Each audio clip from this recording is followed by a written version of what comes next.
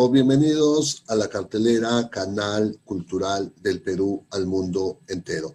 Los días lunes a las 2 de la tarde en vivo nos sintonizan en Radio La Nueva Imagen, su cuenta en Facebook, Radio La Nueva Imagen. La cartelera lunes y viernes a las 8 de la noche en nuestra cuenta en Facebook, la cartelera Programa Cultural. Política de Estado, política cultural de Estado, es el tema que voy a conversar con Enrique Cornejo Ramírez. Bienvenido, Enrique, un placer, un gusto tenerte en el programa. Muchas gracias, Carlos, gracias por la invitación y felicitaciones por tener un programa cultural.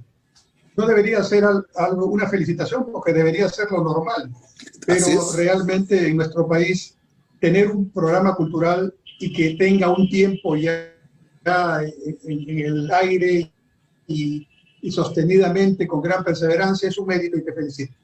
Así es, así ya estamos 4 años al aire y ya próximamente también vamos a salir por una radio onda latina de New Jersey para todo el mundo, los martes a las 11 de la noche. Enrique, ¿qué cosa es política de Estado? Mira, la diferencia entre una política de gobierno y una política de Estado es la siguiente. Una política de gobierno es la que legítimamente plantea un gobierno elegido democráticamente, yo soy un demócrata, no creo en las dictaduras, y que este gobierno legítimamente plantea a la ciudadanía y, de acuerdo a las normatividades constitucionales y legales, realiza. Pero las políticas de Estado trascienden los gobiernos. Las políticas de Estado son las que se hacen durante varios gobiernos y ojalá, si son buenas, durante todos los gobiernos. Y eso es lo que debemos apuntar en el país, en nuestro país. Porque realmente uno de los grandes problemas que tenemos es la débil institucionalidad, lo que yo llamo la falta de memoria institucional. De manera que el gobierno que entra, normalmente, muchas veces con muy buenas ideas en muchos temas, intenta empezar de cero, lo cual me parece no solamente un despropósito, una falta de atención y de preparación, sino una pérdida de tiempo y de dinero increíble.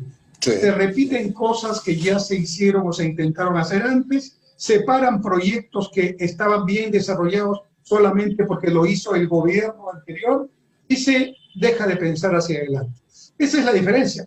Por ejemplo, podemos tener una opinión buena, mala, lo que sea, de las políticas norteamericanas, sean de partidos demócratas, republicanos, pero esta democracia en los Estados Unidos, que ya tiene un buen tiempo, varios siglos en realidad, ¿no? Se sustenta fundamentalmente en la existencia de políticas de Estado. Notarás tú que hay diferencias entre los demócratas y los republicanos. Ahora el presidente Trump estuvo, bueno, en un periodo muy polémico que seguramente dejará muchas secuelas que se comentarán, pero incluso el presidente Trump, con todo su, digamos, ímpetu, su personalismo y sus peculiares características, no pudo hacer muchas cosas que quería hacer porque la institucionalidad existe. Porque existe un juez que le dice, no señor, un juez independiente, ¿no? Que le dice, no señor, usted no puede hacer eso porque está en contra de la Constitución.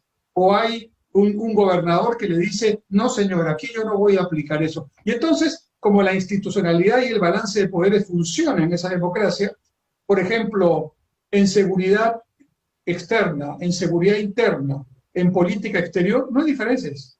Son políticas de Estado. Entonces, la pregunta que nos haríamos en el Perú, ¿cuáles son las políticas de Estado? Te advierto que existen, te cuento, hay 52 políticas de Estado en el Acuerdo Nacional y es un esfuerzo muy importante que creo yo hay que valorar, pero no son vinculantes, no están vinculadas al gobierno de turno, de manera que quedan como un referente que ni siquiera los partidos políticos que se presentan a las elecciones los tienen en cuenta. Algunos sí, pero la mayoría ni los conocen. Así es. Para información de los amigos que nos ven en el Perú y en el mundo, Enrique es economista y doctor en administración, profesor principal en la Escuela de Negocios Internacionales en nuestra cuatricentenaria Universidad Nacional Mayor de San Marcos, la Universidad del Perú, la Decana de América. exministro de Transportes y Comunicaciones y expresidente del Banco de la Nación. ¿Por qué te planteaba la pregunta, Enrique? Conversando también con otros invitados, hablamos, el Perú es un país de mentalidad de corto plazo. Por ejemplo, ¿cuál es el ideal país 2030, 2040, 2050, 2060? No trabajamos con política de Estado. Política de gobierno, es lo que tú estás diciendo. Por ejemplo, el Ministerio de Cultura se va por un lado, Salud se va por otro, Transporte se va por otro. Leía un documento del CEPLAN, ¿no? En donde presentaban una visión, pero ¿sabes qué? No es lo que debe ser una visión, Enrique Conejo. ¿Qué cosa? ¿Por qué el Perú no puede trabajar con una política de Estado? Lo que tú estás diciendo es muy correcto. Por ejemplo, ingresa un alcalde, ya, pierde un año en averiguar qué hizo el de atrás. Cuando él avanza, ya, por ejemplo, un municipio X tenía un coro de niños. Entra un nuevo alcalde, barra el coro, porque dice, no, se gasta la plata. O lo hizo el anterior. Claro, claro. Entonces, ¿a dónde va a aterrizar el Perú? Enrique Conejo, dime. Es curioso lo que le pasa a nuestro país, ¿Qué? Porque antes de la conquista, el Perú era un país de gran tradición y lo que hoy se llama prospectiva, ¿no? Claro. Uno no puede imaginar, solamente en el Imperio Incaico, uno no puede imaginar a ese impresionante imperio que duró 3 siglos, ¿no? No puede imaginar ese imperio sin una organización, sin una gestión territorial, mira lo que te digo, gestión territorial, o sea, manejo del territorio en base a un conocimiento de la cuenca, de los conceptos transversales, que luego Pulgar Vidal nos enseñó y que no se aplican, ¿no? No podría existir ese imperio incaico si no había un concepto de mediano y largo plazo en sus planteamientos, ¿no? Un Machu Picchu no se podría haber hecho con políticas cortoplacistas. Claro, ¿no? claro.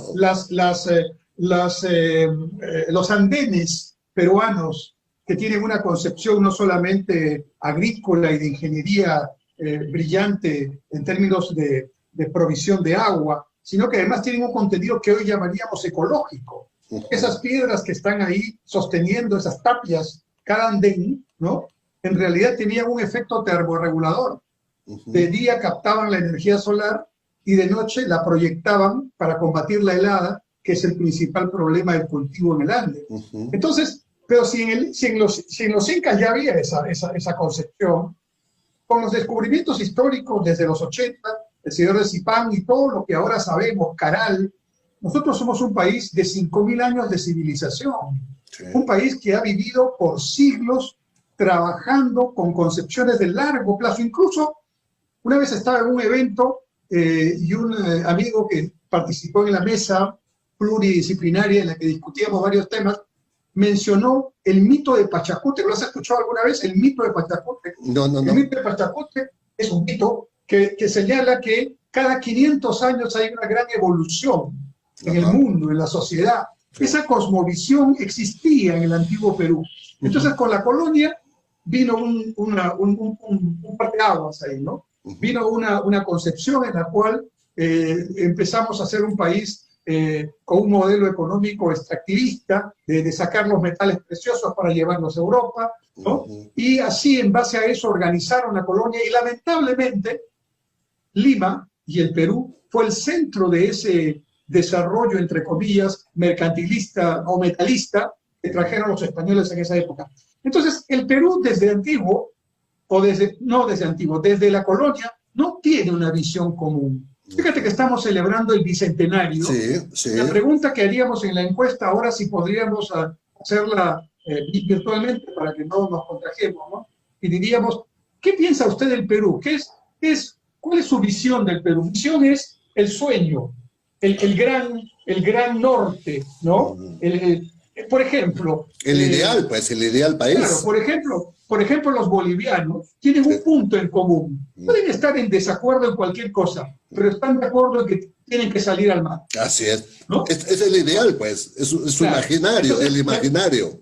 La pregunta es, ¿cuál es el ideal peruano? Y entonces, ¿sabes que alguna vez escuché a un antropólogo decir que quizás el problema nuestro, aparte del histórico este que he mencionado, es que tenemos tanta diversidad y tanta riqueza que parecería ser que no necesitamos mucho más, ¿no? Y entonces, como ya lo tenemos, pues bueno, a disfrutarla. Y esa mentalidad pasiva, esa mentalidad, digamos, reactiva, es lo que a veces nos hace pensar solo en el corto plazo. A ello ha ayudado, vale la pena decir, que en los años 70, 80 y los 90 del siglo pasado, el Perú vivió épocas de mucha incertidumbre. Bueno, políticamente con golpes de Estado cada poco tiempo, ¿no? Sí. La democracia en realidad no estamos celebrando un bicentenario de democracia, es un bicentenario, pero donde democracia ha habido muy poca. Casi todos eran gobiernos militares, juntas militares, autogolpes también hemos tenido. Sí. Pero entonces, en ese periodo de poca estabilidad política, la estabilidad económica tampoco ha tenido a largo plazo. ¿Por qué? Porque la inflación y la hiperinflación de los 80 nos hizo pensar en el día. Entonces, en lugar de pensar económicamente, el largo plazo es a más de 5 años. Mediano plazo hasta 5 años, corto plazo menos a 1 año. Bueno, en el Perú, por todas estas cosas que estamos conversando, el corto plazo es un día. El que no sale a trabajar en el día no come. 65% de la población está en esa condición llamada informalidad, ¿no? El mediano plazo puede ser, digamos, 1 año, y largo plazo no existe o muy poco es referenciable. Entonces ya imagínate, si eso funciona en el contexto total, ya si hablamos de la cultura como una parte de esa totalidad, pues tenemos el mismo problema y agravado, porque incluso el tema cultural es un tema que no forma parte, y me estoy leyendo todos los planes de gobierno de los candidatos en este momento, no forma parte en la mayoría de esos planes de un pensamiento integral de nuestra identidad y de lo importante que es tener esta diversidad cultural y esta historia milenaria. Yo pienso que un país que no promueve su cultura, y el Perú es doble pecado, porque el Perú tiene una diversidad cultural extraordinaria, un país que no promueve su cultura es un país que está condenado a la mediocridad y a la pobreza. Pero no solamente es cultura y educación. Por ejemplo, el plan educativo al 2036, conversando con algunos invitados en el programa, manifiesta, ¿no?, que es un plan de buenas intenciones en un papel. Claro. Hay una trilogía fundamental que se encuentra. Si tú analizas los países asiáticos o los tigres asiáticos, Corea del Sur, que estaba igualito que el Perú en los años 70. Igualito, mismo PBI per cápita, mismo valor de exportaciones, y hoy es 10 veces la economía peruana, en un territorio que físicamente es Piura y Tumbes, ¿no? Y Singapur, que es una isla, ¿no?, que es la mitad de Lima. Sí. ¿No? Es hoy día la primera o la segunda en índice de competitividad, en índice de innovación, en índice de desarrollo humano, con un PBI per cápita arriba de $60.000, cuando el equivalente peruano es, como promedio, alrededor de $6.000, $7.000, ¿no? Entonces, ¿qué es lo que han hecho estas economías? Y si revisamos Japón, igual. Y si revisamos Finlandia, igual. Y si revisamos Alemania, igual. Han hecho muchas cosas, pero una de las más importantes, han puesto énfasis en su educación. Claro. Ahí cometemos un error, Carlos, y creo que todos debemos hacernos una autocrítica. Yo soy profesor, tú también eres profesor universitario, todos estamos en el mismo problema. ¿Y en qué consiste? Hemos caído en la discusión de que el problema radica en que debemos aumentar el presupuesto de educación, para lograr el famoso 6% del PBI. Andamos menos que eso, alrededor de 4 y algo.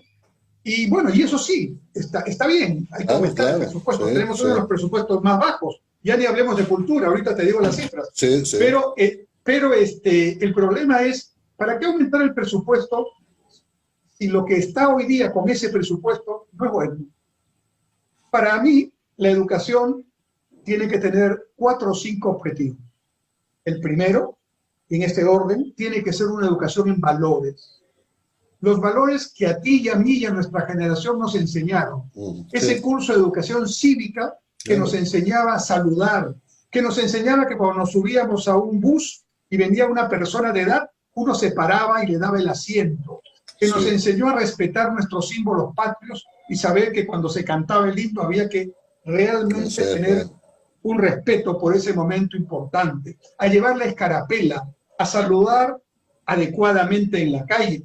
Esos elementos hoy día, nuestras generaciones, hijos y nietos, no los tienen.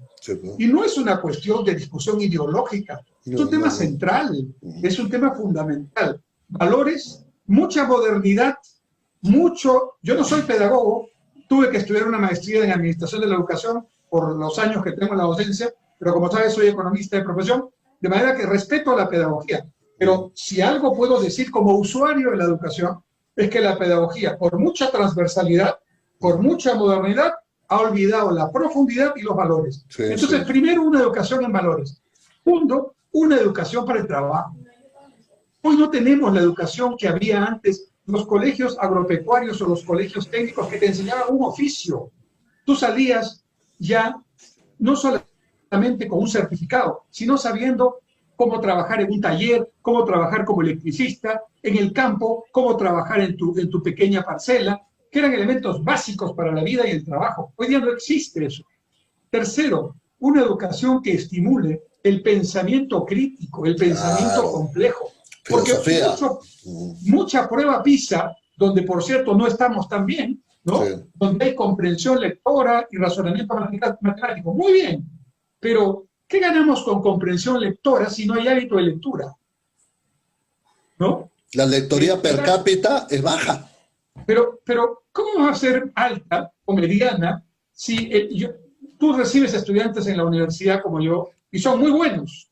Se adaptan rápidamente a estas necesidades, pero vienen siendo los mejores, vienen de una escuela que no los ha formado en hábito de lectura, ¿no? Estoy leyendo planes de los japoneses actuales, ¿sabes? Que están revolucionando su educación, que ya es una revolución, para que sus niños lean por lo menos un libro por semana, ¿no? Y aprendan 3 idiomas o 4. Entonces, un pensamiento complejo, porque ¿a dónde nos lleva esto, Carlos?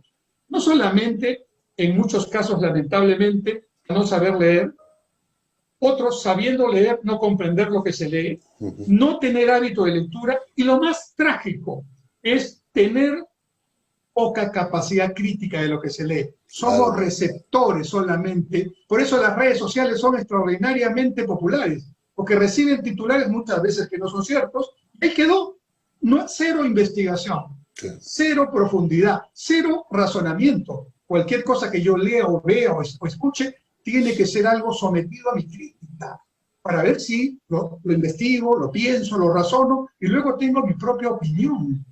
No podemos ser un país lector de titulares en un kiosco de pasada. No podemos. Y eso es una situación lamentable. Y finalmente, una educación que tenga una vista al mundo. No podemos tener una educación que esté encerrada en el Perú. Ya en los valores está el valor también de la identidad peruana, de querer lo nuestro. Pero un querer lo nuestro mirando al mundo, no encerrándonos frente al mundo. Ahí tenemos tantas cosas que mostrar. De manera que para mí la educación requiere tremendos cambios estructurales, y esos cambios sí merecerían el mayor presupuesto.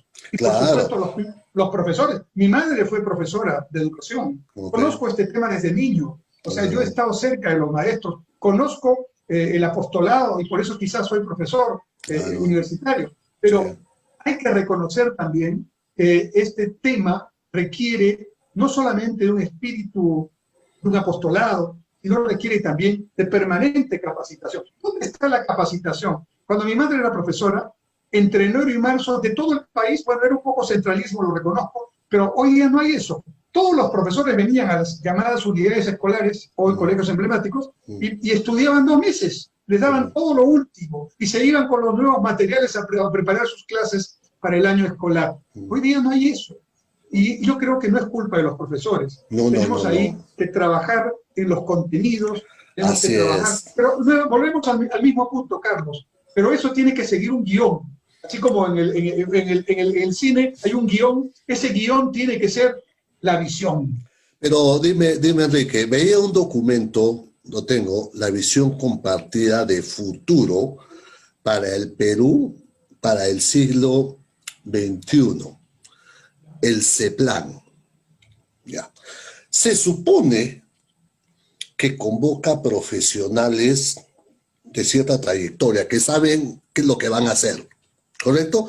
Pero si tú partes de una visión donde empiezas diciendo que somos una sociedad democrática en la que prevalece el Estado de Derecho y en la que todos los habitantes tienen una alta calidad de vida e iguales oportunidades para desarrollar un máximo potencial como seres humanos. Tenemos un Estado moderno, descentralizado, etcétera, etcétera, etcétera. Nuestra economía es dinámica, diversificada. La pobreza no extrema ha sido erradicada. Existen... Mira, si yo soy tu alumno en la universidad y me pides que plantee una visión y te presento esta, te apuesto que no me apruebas. Claro. Y yo hice un pequeño ejercicio con mis alumnos de maestría de gestión pública. Tengo ahí un curso y les dije, como hago prospectiva, entonces les dije, ok, vamos a hacer un ejercicio. Dentro de media hora retornamos y vamos a hacer la visión de ustedes en los próximos 20 años. Fue interesante. Todos hicieron un ejercicio, o sea, tuvieron que parar un rato para pensar. Ya. Y habían, digamos, postulados personales, familiares, pero también habían postulados de país. Entonces, quiere decir que este es un tema latente, que no es un tema que no exista. En el fondo, tenemos cada uno una idea. Hay que convertirlo en un sentir nacional. ¿Cuál es el problema del CEPLAN? El problema del CEPLAN es que, siendo el centro de planeamiento estratégico, por si acaso, y lo digo lo digo no de broma, sino que muchas personas no lo conocen, y bueno, no tienen la culpa de no conocer, porque se paga hace muy poco para que lo conozcan, ¿no? Pero además tampoco saben quién lo dirige, ¿no? El señor Abugataz es digamos, quien dirige ahora el CEPLAN, pero el señor Abugataz, siendo un técnico bastante solvente, tiene un perfil bastante bajo. Y además, el CEPLAN no articula, mejor dicho, eso que has leído, que es la visión 2030 o 2050. Que no es visión, ¿ah? Sí, perdón. Que no es visión. Correcto. Ese texto que tú has leído sale de un acuerdo, valga la redundancia, en el acuerdo nacional. Es un tema del acuerdo nacional. Pero ahí tienes parte del problema, ¿no? El CEPLAN no asiste a los consejos de ministros. El CEPLAN no conversa con el Ministerio de Economía y Finanzas. Entonces, para empezar, las políticas de Estado escritas, son 52, escritas en el CEPLAN, ¿no es cierto? Y que están trabajadas por muchos sectores representativos de las iglesias, de los partidos políticos, de los empresarios, de los trabajadores, todos están ahí, ¿no? Por lo menos los dirigentes, ¿no? Pero esta representación, digamos, que por cierto es un esfuerzo que yo valoro, ¿no? Sin embargo, no habla con el presupuesto, porque sus planteamientos no son vinculantes. Como no habla con el presupuesto del 2021 no tiene que ver con nada de lo que hemos conversado. Nada menos con la visión. Nada. ¿No? Nada. Ni siquiera está enfocado en un tema de visión de mediano plazo, porque aquí estamos con dos gobiernos que van a aplicar este presupuesto. El gobierno actual, que ya se va, y en julio el gobierno que sea elegido.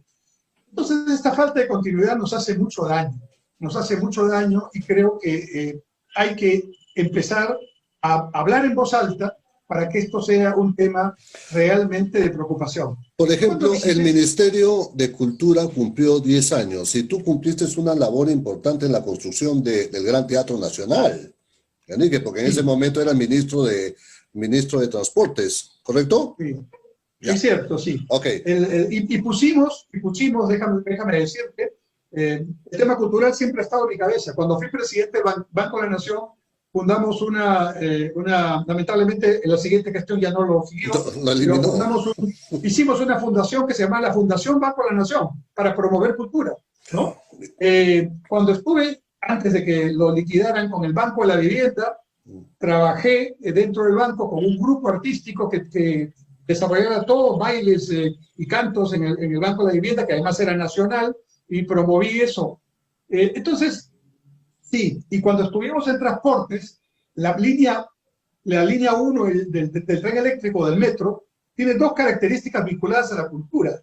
Bueno, la primera es la estación de la cultura. La estación de la cultura, en Javier Prado, con aviación, que se fue pensada que en algún momento hay un proyecto de techar la Javier Prado, unas 2 o 3 cuadras, para que esa sea una gran alameda de la cultura, una gran plaza de la cultura, por supuesto. ¿no es cierto? Con la Biblioteca Nacional, con el Teatro Nacional, con el ministerio que está ahí, ¿verdad? Y digamos, de hacer de esta forma una expresión de la cultura como lo tienen tantas capitales del mundo, ¿no?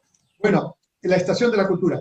Y luego, en el tramo 2, hay un detalle interesante. Cuando el tren llega a 2 de Mayo, al Hospital 2 de Mayo, y hace derecha para irse hacia los barrios altos, ¿no es cierto?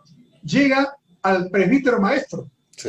En el Presbítero Maestro hay una estación que entra al cementerio, ¿no? Entra al cementerio y hablando con amigos, exalumnos míos que están en la beneficencia, me decían que cuando, no estamos en esa época, ¿no? Cuando no había pandemia, la mayor parte de los ingresos que tenían por visitar el cementerio, por asuntos de ver un poco el Art Nouveau, todos estos temas, no para ir a visitar a un difunto, sino para ver la arquitectura Art Nouveau, que es una de las más bellas de América Latina, ¿no? Bueno, y es la de la estación del cementerio Presbítero Maestro. Pues. De manera que la cultura, desde mi punto de vista, siempre tiene que estar formando parte ministro de Transportes o de repente del alcalde de Jesús María. Mira, yo no creo, claro, yo no creo que en una organización el gerente de marketing se dispare por un lado, el de ventas se va por otro y el de producción se va por otro, y la visión de la organización se va por otro lado. ¿Por qué? Porque ahí el problema, volvemos, es que no tenemos esa visión compartida. Pero Enrique, fíjate una cosa. Acá en nuestro país hay muy buenas universidades. Hay muy buenos profesionales. Pero antes que se me vaya la idea de lo que te comentaba, el Ministerio de Cultura cumplió 10 años y presentaron la política cultural. Tuve invitados en el programa gestores culturales y todos coincidían, me decía Carlos, pero esto es un análisis de situación. Acá no hay ninguna política cultural. Y tuve un invitado en el programa y le dije, te apuesto que si al ministro de Cultura le pregunto cuál es la visión del sector, no me la va a poder responder. No, me dijo, ¿cómo que no? Te apuesto que sí, que no me lo responde. Pero es que no somos un país con perspectiva, Enrique Conejo, el mundo ya cambió. Hay que recuperar la perspectiva, que la tuvimos hace miles de años. Pero dime, ¿cuál va a ser el ideal Perú 2030, 2040, 2050, 2060, 2070? ¿Hacia dónde vamos a ir? Ahí tenemos que superar un reto que nos plantea la diversidad. La diversidad de la que somos parte genéticamente, societalmente, económicamente, ¿no? La diversidad es nuestro digamos, core business, es nuestro principal marco. Así es, ¿no? Así es. Durante mucho tiempo la diversidad ha sido, para muchos, lamentablemente, una especie de piedra que teníamos que cargar, ¿no? Estamos aprendiendo a vivir con la diversidad, siendo orgullosos de ser diversos. En el censo, creo que fue el 2017, ¿no? El último censo. Se nos preguntó cómo nos reconocíamos. Esa pregunta no estaba en los censos anteriores. Y la mayor parte de las respuestas del censo fue que nos reconocemos mestizos. Eso para mí, siendo una pregunta y una respuesta, es un avance. Como dice Cecilia Bácula, nuestro país es apenas un país adolescente, ¿no? 200 años es un pequeño tramo de la historia, ¿no? Somos todavía un país que tiene que seguir creciendo. Que nos reconozcamos diversos frente a décadas, yo diría hasta parte de un siglo, donde estas características de temas raciales y de estas diferencias entre el Perú regionales también ha sido muy marcada, me parece un avance. No tenemos el tema solucionado, pero sí tenemos un avance. Y ese mestizaje, cuando los peruanos lo entendemos, volamos. Por ejemplo, ¿te acuerdas esa inauguración hace ya 2 años, va a ser, de los Juegos Panamericanos Lima 2019? ¡Qué hermoso!, ¿no? Sí. 3 horas al mundo, porque eso se transmitió al mundo. Hacia todo el ¿no? mundo. Los Juegos Panamericanos son, después de las Olimpiadas y después del Mundial de Fútbol, el evento deportivo más importante del mundo. Y tuvimos la suerte de organizarlo aquí.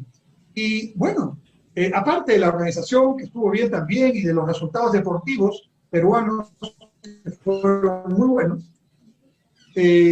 tuvimos una inauguración extraordinaria, ¿no? ¿Qué tal variedad de colores, de bailes, de música, de mezcla? De todo, ¿no? sí, De pues, cumbia, sí. de chicha, y no sé qué más, con unas cosas impresionantes de la nueva tecnología, con Juan Diego Flores haciendo dúo con Chabuca Granda, ¿no? Con los caballos de paso. Realmente era una extraordinaria, digamos, exposición de lo tremendamente variado que son. Bueno, se hizo en la clausura algo similar, porque no alcanzó la inauguración para mostrar todo. Y cuando se hizo, digamos, el equivalente para el país que seguía, creo que fue un conjunto musical, no tenía nada más, ¿no? La diferencia era abismal. Muy bien, esa expresión de diversidad, ese crisol de diversidad, hay que ponerlo en valor. Eso debe hacer la política cultural, ¿no? El emprendimiento ya lo hace. O sea, el emprendimiento en la sociedad ya lo hace, le ganó al Estado y a los gobiernos también, ¿no? Los gobiernos tienen ideas, sí, a veces hay buena gente que piensa bien, pero cuando llegan se encuentran, yo tengo experiencia en eso, he estado 3 veces en un ministerio, y te cuento que cuando no se piensa lo que hay que hacer antes, ya no hay forma, porque al día siguiente que te sientas, viene, hay que firmar estos papeles, hay que resolver estos problemas, se acabó ya el pensamiento. Claro. Entonces, cuando pensamos en esa diversidad, yo pienso, por ejemplo, ¿te acuerdas? Cada 1 de enero hay un desfile que se llama el Desfile de las Rosas en los Estados Unidos, ¿no? En California, el Desfile de las Rosas. Muy poca gente lo conoce, sin embargo, se transmite a millones de televidentes por televisión, ¿no? Es un desfile norteamericano, con fanfarria norteamericana, con bandas de todos los estados, con carruajes y princesas y modelos, al estilo norteamericano. Sí. Bueno, y yo pensaba cuando veía, la gente normalmente está durmiendo ese día 1 de enero, porque es en la mañana, y después el 31 que se recibe el año, entonces la gente está durmiendo. Pero a veces cuando alcanzas a verlo, dices, sí, qué bonito sería un desfile del Perú y su diversidad cultural. Claro. A veces ha estado en Río de Janeiro, ahí está el sambódromo principal, digamos, los desfiles de samba se hacen también en Sao Paulo, en Bahía mismo, que es el sitio primigenio, pero imagínate un campo de Marte o imagínate una avenida Brasil en Lima, donde una vez al año habría que buscar la fecha, porque el Perú tiene fiestas todos los días, ¿no? Pero, por ejemplo, que no sea en la fiesta de la Candelaria, que no sea en la época del Festival de la Marinera en Trujillo, pero donde uno por región, el ganador, digamos, de la Candelaria, el ganador de la Marinera, o los ganadores, vienen y desfilan, uno por región. Ahí nomás tenemos 25 agrupaciones. Y se hace una motivación, como se hace en los desfiles de Río, ¿no? Esta vez vamos a hablar de el cuidado del medio ambiente. Entonces, además de las coreografías básicas, tienes que hacer algo vinculado a lo que es el tema y con premios. ¿Tú te imaginas eso? Pero también, fíjate una cosa, Enrique, en marketing como país no somos agresivos. El pisco está en la posición que está porque el vecino país decía que era de él. Entonces nos obligó a desarrollar campañas de marketing, pero como tuvimos una acción reactiva. Reactiva, no proactiva. Al punto que el tema de denominación de origen, que es el tema que tú te refieres, así es. Ya lo ganamos en la organización. Sin embargo, el dispositivo que da la organización de propiedad intelectual dice, muy bien, a partir de aquí, la denominación pisco es peruana, pero lo que ya existe sigue teniendo lo que lo tiene. Ya porque en verdad pues ya había un tiempo en que nos descuidamos de ese tema. Claro que sí, pero dime una cosa, ya se vienen las elecciones, tiene que haber un nuevo presidente. la política cultural, la política educativa. ¿A dónde va a ir el Perú? ¿Vamos a perder 5 años más en lo que viene? Yo te manifestaba y te decía, sí, acá hay muy buenas universidades, muy buenos catedráticos, muy buenos profesionales. ¿Por qué el Perú tiene que estar como está? ¿Por qué no podemos ser un país con perspectiva, un país visionario, un país con ideal? ¿Cuál es el ideal del peruano común y corriente? La perspectiva tiene que funcionar, la visión tiene que funcionar.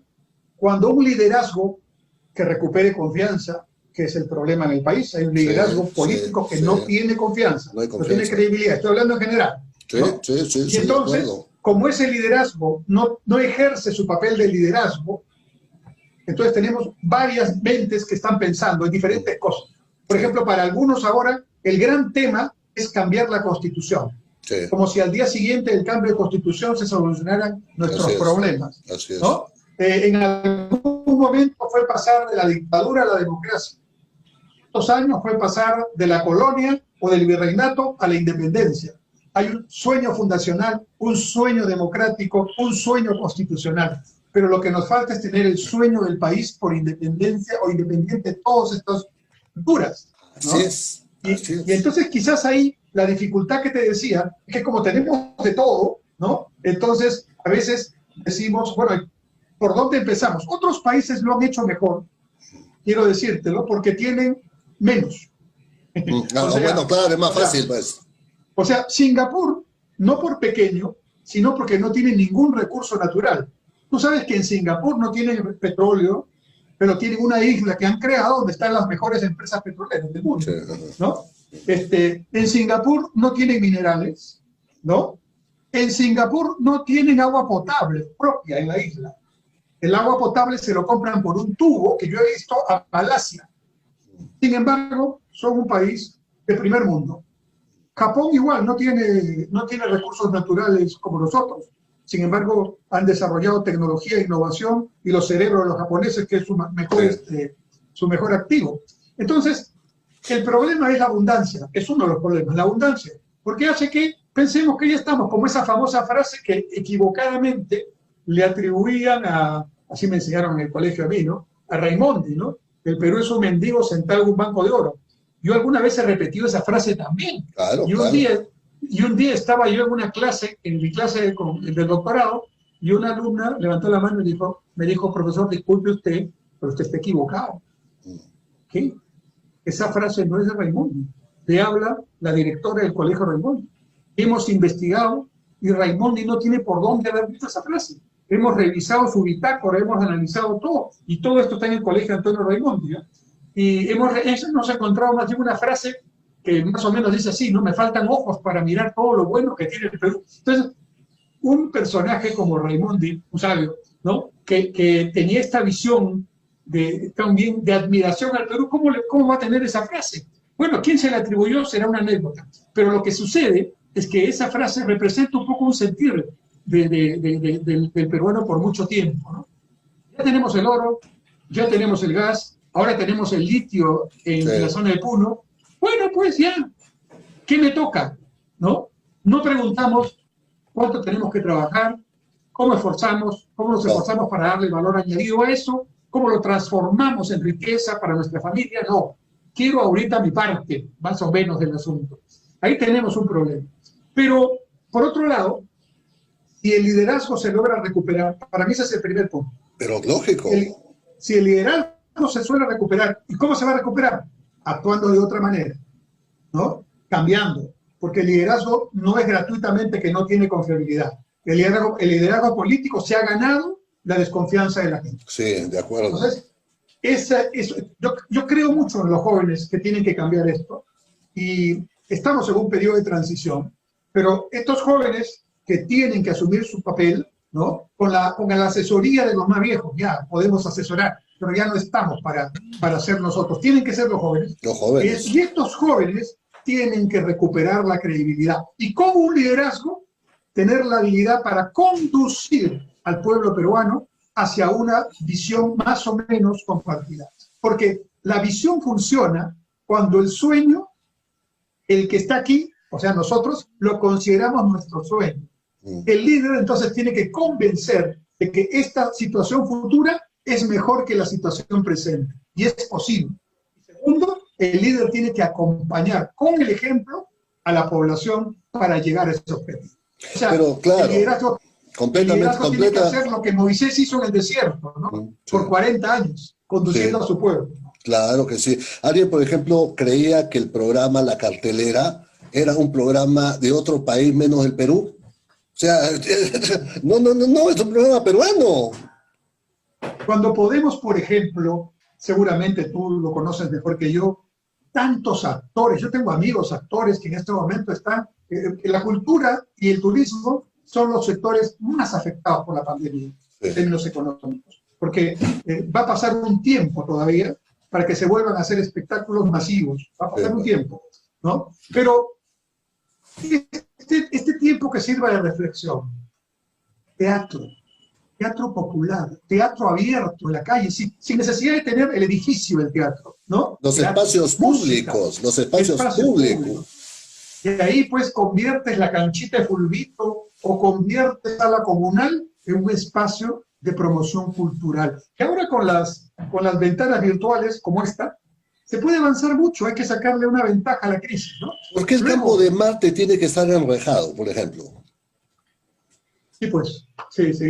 Realmente es una cosa. La gran Alameda en Washington, ¿no? El Mall, ¿no? The Mall, ¿no? Sí. Que es una envidia, porque a mano derecha, a mano izquierda, todos los museos que están ahí. Un día entré al Museo de Historia de los Estados Unidos, con el respeto que me merecen los ciudadanos norteamericanos. La historia de los Estados Unidos pues, es una historia de 200 y pico de años, ¿verdad? La historia peruana es una historia de 5.000 años. Y yo entré a ese museo, estaba perfectamente armado, con todas las tecnologías y con una señalética y con unas leyendas impresionantes de cada detalle. En cualquier pueblo del Perú podemos hacer con la historia del pueblo un museo con mayor contenido y diversidad que este en Washington, ¿no? Ya, no quiero despreciar lo que es la historia propia de un país. Lo que quiero decir es cómo desperdiciamos nuestra historia. Yo fui a Guatemala hace muchos años. Los museos temáticos. Museos o temáticos. Los parques temáticos. Parques temáticos. Claro. ¿No?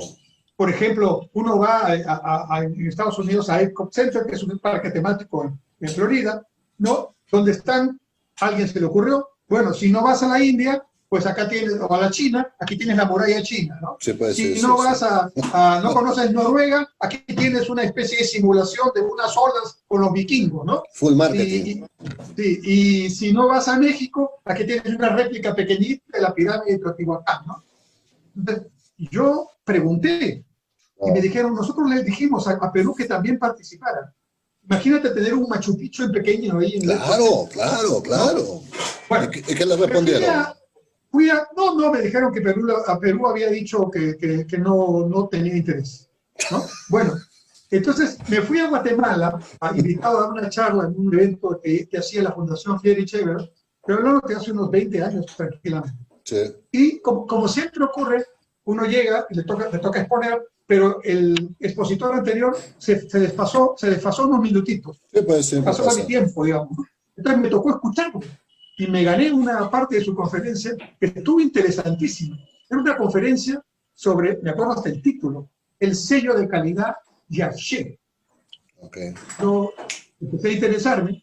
El sello de calidad Yarché, que es una palabra maya, ¿no? Decía lo siguiente: si nosotros tenemos que tener sellos de calidad, la ISO 9000, que es inglesa, o el sello de calidad X japonés o norteamericano, si tuviéramos que hacer un sello de calidad maya, ¿a quién tendríamos que preguntarle? ¿A Estados Unidos, a Japón, a Inglaterra? No, le tenemos que preguntar a los mayas. Entonces nosotros tenemos que hacer nuestro sello de calidad. Entonces juntaron a los arqueólogos, a los antropólogos, a los pintores, a los cocineros mayas, y les dijeron, ¿qué es lo maya? ¿No? Bueno, los colores mayas son estos, la arquitectura maya es esta. Entonces hicieron un dossier de lo maya dicho por los expertos. Entonces con eso se fueron a las agencias de grandes mayoristas de turismo y le dijeron, miren, nosotros vamos a crear aquí un circuito turístico maya que va a tener un sello de calidad que se va a llamar el sello de calidad Yakshe. En los hoteles, en los restaurantes, en las empresas de turismo que tengan ciertas condiciones. A cambio de eso, usted consígame los turistas que buscan eso, autenticidad en la visita histórico-cultural y que pagan más por eso, por supuesto. Sí, así es. Y yo lo financio también con las inscripciones que las empresas tienen que hacer para formar parte del circuito turístico. Estaba la parte económica. Yo me vine entusiasmado con esa idea, ¿no? Y entonces me fui a Lambayeque, al alcalde de la época ahí, le dije que pedí una cita. Yo enseñaba en ese tiempo en la Universidad Pedro Ruiz Gallo, maestría, iba los fines de semana, y le dije, alcalde, le tengo una excelente noticia, y le conté este pequeño cuento que te acabo de hacer. Me miró y me dijo, interesante. Fue lo único que me dijo. Le dije, alcalde, con esto puede cambiar la historia de Lambayeque y la historia del Perú, porque el destino Machu Picchu, que es hermoso, extraordinario, se puede también compartir con un destino. Imagínese usted la pirámide de Huaca Rajada, ¿no? En el Valle de las Pirámides, ¿no? O sea, la pirámide de Tucumán, ¿no? Esa pirámide que es de más de casi 2 cuadras de largo, que por supuesto habría que ponerle el valor, o una inversión pequeña para lo que podría ser. ¿Te imaginas la mejor pirámide en barro hecha o reconstruida a nivel mundial, compitiendo con las pirámides de piedra egipcias, Keops, Kefren, o con las pirámides de Teotihuacán en México? Sería un destino de obligatoria visita, le cambiaría la vida a todo Lambayeque. No te entendió qué le estabas diciendo. Lo único que me dijo fue, qué interesante. Nada más. No te entendió. No te entendió. No, seguramente no alcanzó. Claro, entonces tenemos un gran potencial. Claro, pero si no tenemos una visión país, el sector cultura, el sector educación, el sector salud, el sector economía, cada uno seguirá caminando. Y la política del bombero, pues, incendio, hay que buscar que... Dime. Una vez le dije a Javier Aguataz, que es dije a ese plan ahora, le dije que antes de estas elecciones, se lo dije hace un año atrás, sería bueno que él postule ante el Jurado Nacional de Elecciones que obligatoriamente los partidos políticos que se presenten a una campaña electoral tengan que revisar los planteamientos de ese plan y los planteamientos del Acuerdo Nacional y tratar de esforzarse porque sus propuestas para los 5 años tengan que ver con esos planteamientos de largo plazo. Ahí haríamos ya un avance, ¿no? Por lo menos un ejercicio que obligatoriamente tendríamos que hacer. Ahora, claro, tenemos un problema, ¿no? Hoy día los planes de gobierno son un documento simplemente trámite. Para empezar, se presentaron el 22 de diciembre. Yo ya me he leído todos, lo puede hacer cualquiera, lo que está escuchándonos, porque está en la página del Jurado Nacional de Elecciones, ¿no? En el icono plataforma electoral, ahí tienen todo. Bueno, me leí todos, algunos están con faltas ortográficas, algunos están con XX%. Quiere decir que ni siquiera tuvieron el tiempo para sacar qué porcentaje era lo que querían hacer, ¿no? Otros, hay uno de un partido que con bastante honestidad pide disculpas por haberlo hecho a última hora, ¿no? Por lo menos me parece que es el más honesto de todo. Pero algunos lo han presentado por cumplir el requisito, porque sin ese requisito no te permiten la candidatura. Pero no tiene nada que ver con lo que van a hacer. Es un documento, simplemente trámite, ¿no? Entonces, en este tiempo, si nosotros nos enmarcáramos a nivel macro, mundial, con los objetivos de desarrollo sostenible, ya hay de todas maneras educación, cultura e innovación ya tienen que estar, ¿no? Así es. Ahí tienen que estar, ¿no es cierto? Porque los objetivos de desarrollo sostenible tienen que ver con esto. Y si nos encajamos nacionalmente con los planes, por lo menos en el papel, aunque los hemos criticado ahora, de ese plan y del Acuerdo Nacional, ya tienes ahí 2 elementos que te obligan a decir, ok, yo quiero una educación, como tú decías, ¿no? Por ejemplo, quiero poner 50 colegios más agropecuarios. Todavía no hay, pero digamos, crear, ok, 50 colegios. Muy bien, esa idea de política, ¿cómo la va a hacer? ¿Y qué tiene que ver con la meta que se ha que sea Claro. futuro del Perú dentro de 20 o 30 años. ¿Cierto? Así es. Entonces, ahí realmente podríamos hacer muchas cosas. Y además, en los colegios, los artistas, que ahora tienen un grave problema de empleo, deberían estar en los colegios con posibilidades de ser profesores en sus respectivas especialidades, ¿no? Claro, Ahí claro. tenemos un problema en el colegio público. Fíjate tú, ¿eh?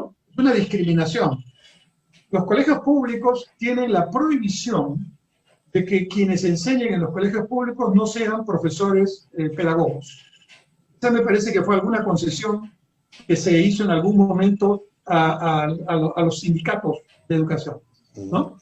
Yo lo entiendo desde el punto de vista gremial, pero bueno, aquí estamos hablando de la educación del Perú, que casi por donde empieza y termina cualquier discusión del Perú, ¿no? Claro. En cambio, en los colegios privados, sí, por ejemplo, Sí. yo como economista podría dictar en un colegio privado.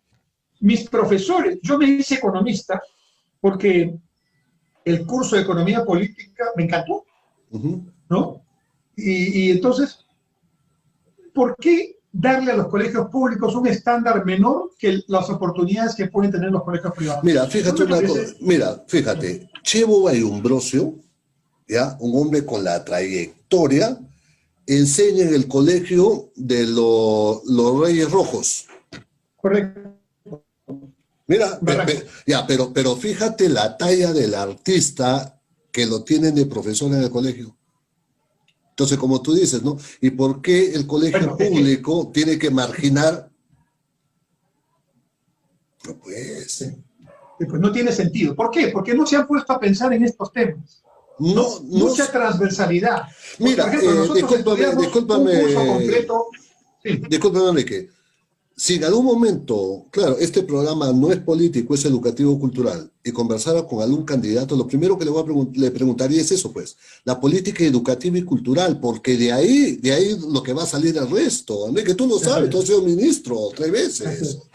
Porque si no estamos perdidos, y permíteme, las políticas culturales funcionan como carta de navegación de la acción del Estado en el campo cultural, permitiendo definir lineamientos, prioridades y articular a sus distintos ministerios, servicios, agentes para lograr un objetivo. El objetivo. No nos vayamos muy lejos. Claro, no el nos vayamos objetivo muy es. lejos. Dime, No nos vayamos muy lejos. Mira, veamos el ejemplo de México. México, claro. Cuando tú entras al museo más importante antropológico en el DF, que ya no se llama DF, en la Ciudad de México, ¿no es cierto? Ahí te encuentras con una frase, ¿no?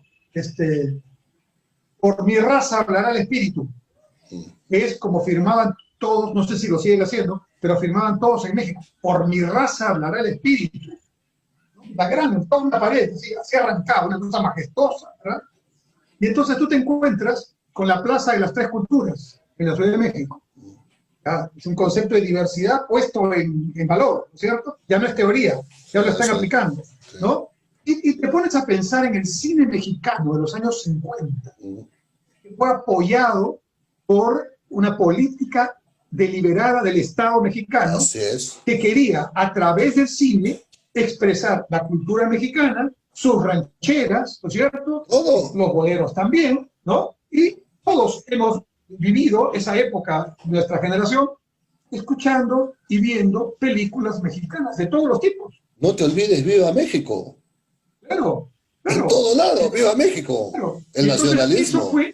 Eso fue un deliberado concepto de poner en valor algo que ellos sentían como orgullosos. Ahí está el punto. Pero ahora estamos en un proceso global. Así es. Entonces,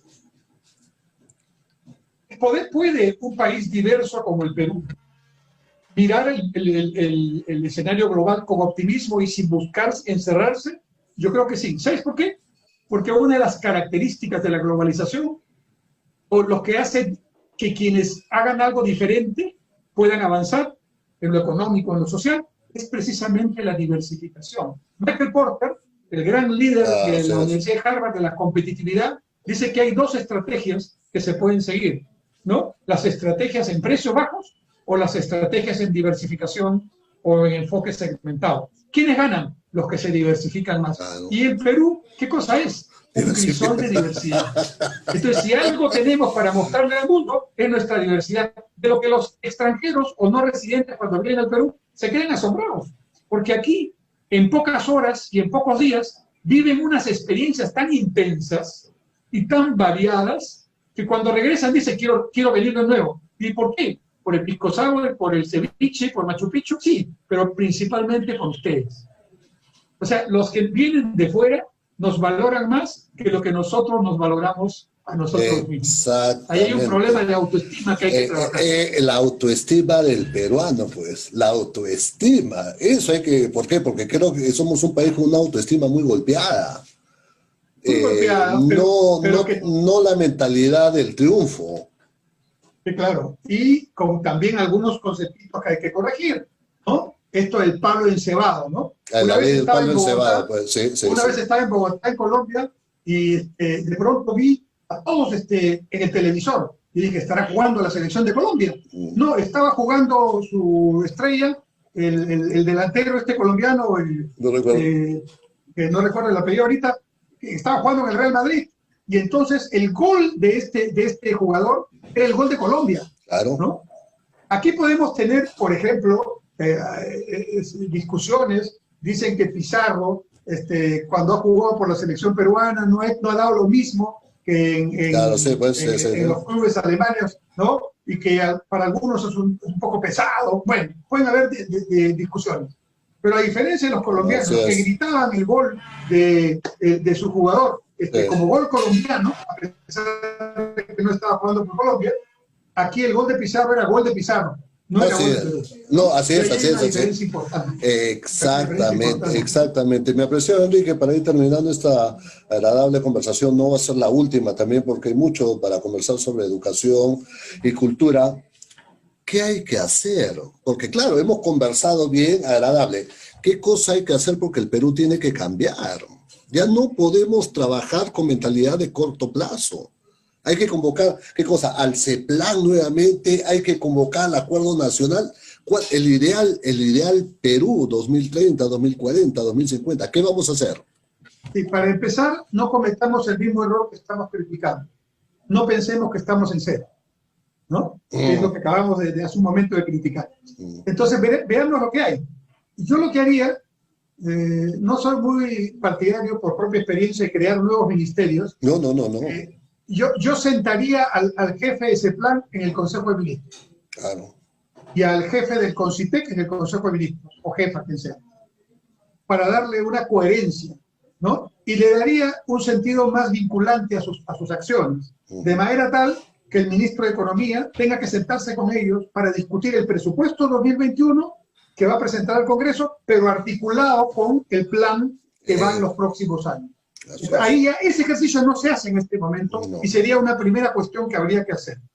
Otro segundo tema es que el presupuesto, que ya se hace por periodos mayores en el ejercicio propiamente, ¿no? Y el marco macroeconómico multianual que se hace cada 3 años, de su avance, ¿no? Cada 3 años, ¿no? Por lo menos ya está marcado la pauta.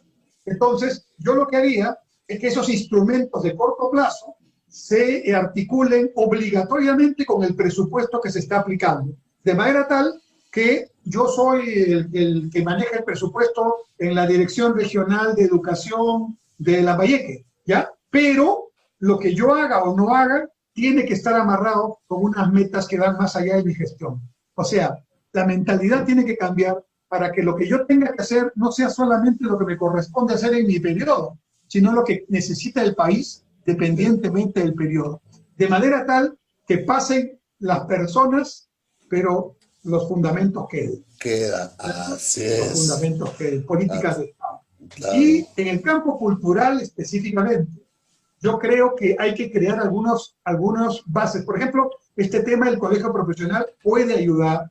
Creo que permitir que en los colegios públicos los artistas previamente calificados por ese colegio profesional pudieran también ser profesores, ¿no? Así como nos faltan profesores de educación física, nos faltan artistas que vayan a hacer, imagínate tú, pues, yo estudié en un colegio donde había el coro de los niños cantores de Lima, y donde había la Orquesta Sinfónica Infantil de Lima. Todos los días nosotros entrábamos después de la formación con una marcha, ¿no? La marcha de Aida, o la marcha triunfal de Aida, o la Quinta Sinfonía de Beethoven. Yo tenía en los oídos todos los días música clásica. Entonces, yo soy un ejemplo de cómo, si se trabaja desde el colegio en estos elementos, ballet, pintura, teatro, música, canto, se convierte en una parte de tu formación integral. Exactamente. Que es parte de los valores. Entonces, volvemos a caer en el tema educativo. Y para terminar, no con una frase pesimista, sino con una frase optimista, debo decirte lo que mi amigo Eduardo Zapata, el semiólogo, señala cuando hablamos de educación. Y me dice, lo que sucede es que antes decíamos, un tema de educación es un tema que cambiará a la próxima generación. Entonces será un asunto de 10 o 20 años. Hoy día, gracias a las tecnologías y a las velocidades tan impresionantes que hoy existen, una generación de las nuevas, ¿no?, puede cambiar en 5 a 10 años. En 5 años ya pueden haber cambios sustanciales de comprensión lectora, de pensamiento complejo, de hábito de lectura, de razonamiento matemático, de valores fundamentales, de apego a idiomas y de la cercanía con vinculaciones al trabajo. Entonces, no es tan difícil. No hay que diagnosticar ya más, pero sí hay que tener una concepción integral. El ministro de Educación o la ministra de Educación no puede vivir en su compartimento, hasta el edificio tiene forma de libros, ¿no? Ahí encerradito en su concepción de libros, ¿no? Tiene que ver la educación de una manera integral, multisectorial y con una perspectiva, que es lo que hemos conversado. La política, la importancia de la política de Estado. Claro, de ahí ya se diversifica educación. ¿Por qué? Porque el Perú tenemos que tener un nuevo Perú. Un Perú con perspectiva, con visión, agresivo, con otra filosofía, otra mentalidad. Y donde todos, el político, el empleado que está en el banco, el profesor, el estudiante, todos tengamos claro, en pocas palabras, ese concepto nos permite estar unidos, ¿no? Por eso, la Constitución norteamericana, no las estaduales, sino la federal, tiene tanta vigencia, porque es bien cortita. Mira, ahora que tanto están hablando de la Constitución política, si solamente el artículo 1 de la Constitución funcionara, el artículo 1 dice que la persona humana es el centro de la política de Estado, ¿no es cierto? Muy bien, si solamente funcionara, ya no necesitaríamos los otros artículos, porque la persona humana, ¿qué necesita? Una formación integral, salud, una educación de calidad, una formación en valores, una apreciación de su cultura. Un artículo nomás, quizás, antes de tantas discusiones. Artículo 1, el punto. No, es cierto, pero posteriormente te vamos a invitar a un conversatorio que vamos a tener con Francesco Petrosi, que fue ministro de Cultura, porque él presentó un proyecto de ley del Colegio Profesional de Artistas del Perú. Pero ya con lo que pasó con el Congreso y todo, quedó ahí. Pero necesitamos cambiar al Perú, pues. Tenemos que tener y nosotros somos los arquitectos de esta nación, de este país. A tu generación, a mi generación, a nuestra generación, nos corresponde un papel de aceptar que vivimos en un periodo de transición. Y en el que quienes nos van a juzgar van a ser ya las generaciones futuras, pero hoy, no mañana, hay que empezar a hacer las cosas. Porque te vuelvo a repetir con lo que empecé la entrevista, ¿no? Un país que no promueve su educación y su cultura es un país que cae en la mediocridad y en la pobreza. Fatal, así es. Mi apreciado Enrique Cornejo, un gran placer, un gran gusto haberte tenido en el programa y vamos a estar en conjunto trabajando, pues. Excelente, muchas gracias y un saludo a todos tus seguidores. La Cartelera, programa cultural al servicio del Perú. Muy amable por sintonizarnos. No se olviden, los días lunes a las 2 de la tarde en Radio La Nueva Imagen, en vivo, en su página en Facebook, Radio La Nueva Imagen. La Cartelera, lunes y viernes a las 8 de la noche, en su cuenta en Facebook, La Cartelera, programa cultural. Muy amable por sintonizarnos. Chao.